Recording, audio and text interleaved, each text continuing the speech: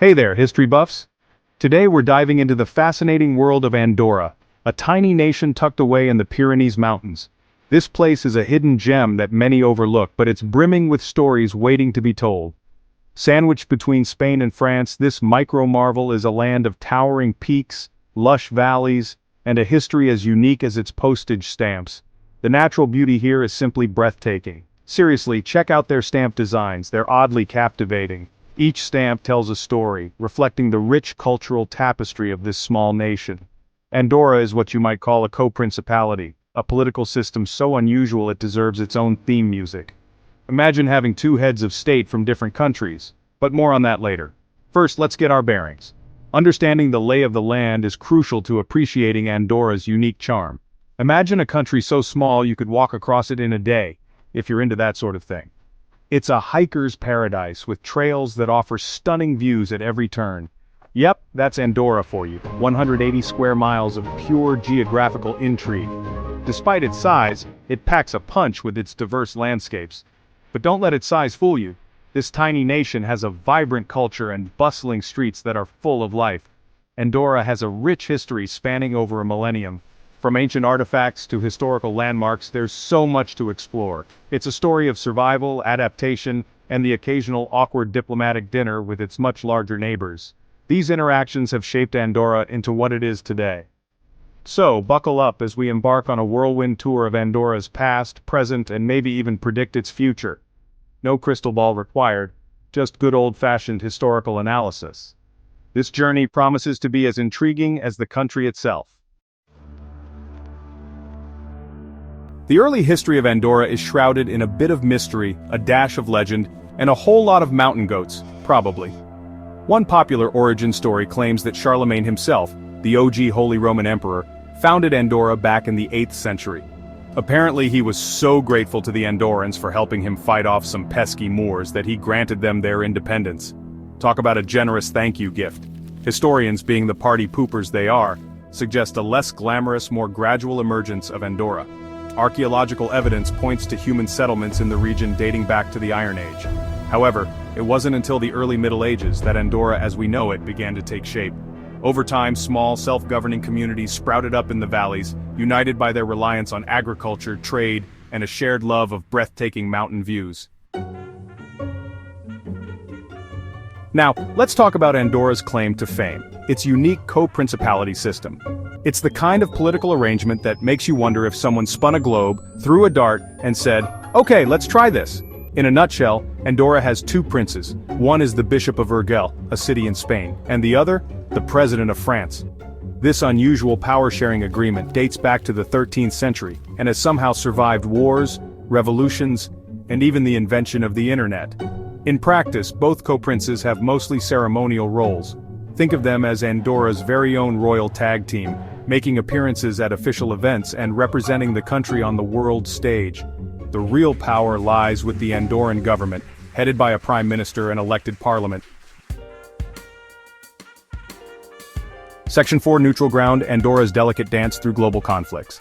When it comes to global conflicts, Andorra has historically adopted a Switzerland-esque approach. Stay neutral, keep a low profile, and hope for the best.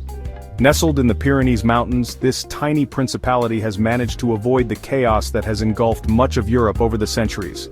And you know what? It worked. The people of Andorra have enjoyed a relatively peaceful existence, far removed from the turmoil that has often plagued their neighbors. While the rest of Europe was busy redrawing borders and fighting wars, Andorra was chilling in the Pyrenees, minding its own business. The serene landscapes of Andorra stood in stark contrast to the battlefields that scarred much of the continent. During World War I, Andorra declared its neutrality, but was technically at war with Germany because, well, paperwork. This peculiar situation arose from a centuries-old conflict that had never been officially resolved. Apparently someone forgot to officially end a centuries-old conflict with a German state that didn't even exist anymore. Oops! This oversight led to a rather amusing historical footnote. World War II presented another set of challenges. Despite its official stance of neutrality, Andorra found itself in a precarious position. Despite its official neutrality, Andorra became a smuggling route between Spain and France. The rugged terrain provided perfect cover for those looking to evade wartime restrictions. Imagine trying to sneak a baguette past a mountain goat. That's how effective border control was back then. The smuggling routes were both a lifeline and a source of local legend. Nevertheless, Andorra's strategic insignificance, no offense Andorra, helped it weather the storm of war relatively unscathed. Its remote location and lack of valuable resources made it an unlikely target, allowing its residents to continue their lives in relative peace. Section 5. Andorra in the 21st century, from isolation to international integration. For centuries, Andorra existed in relative isolation, tucked away in its mountainous haven.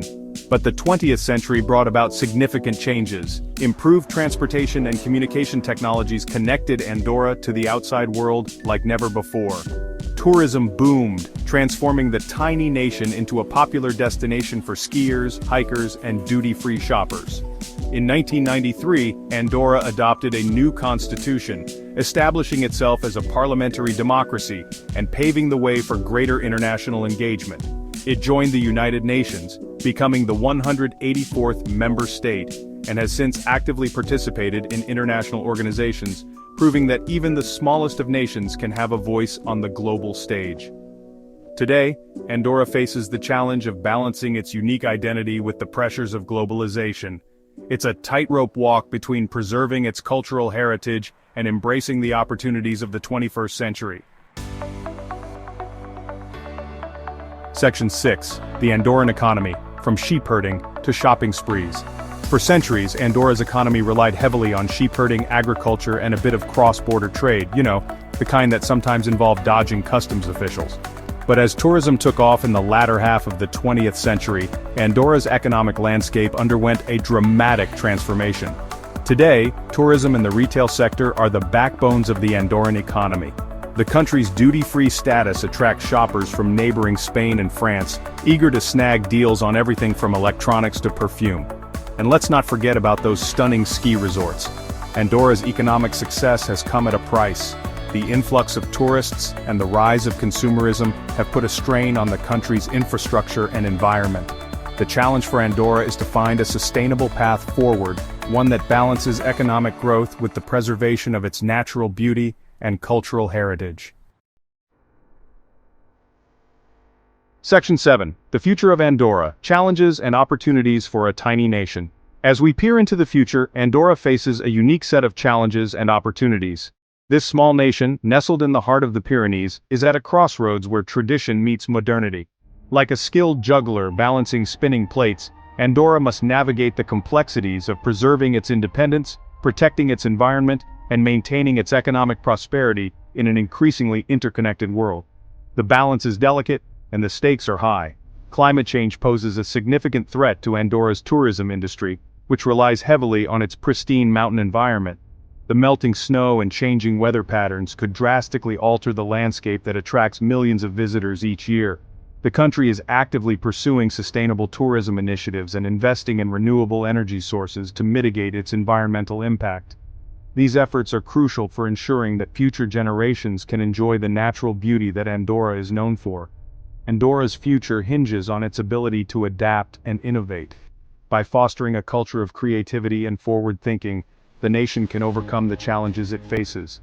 By leveraging its strengths, embracing technology, and fostering international collaborations, this tiny nation nestled in the Pyrenees can continue to thrive for centuries to come. International partnerships will be key in navigating the complexities of the modern world. So, the next time you hear the name Andorra, remember, it's not just a place on a map, it's a testament to the enduring power of history, culture, and the human spirit. This small nation has big dreams and the potential to achieve them.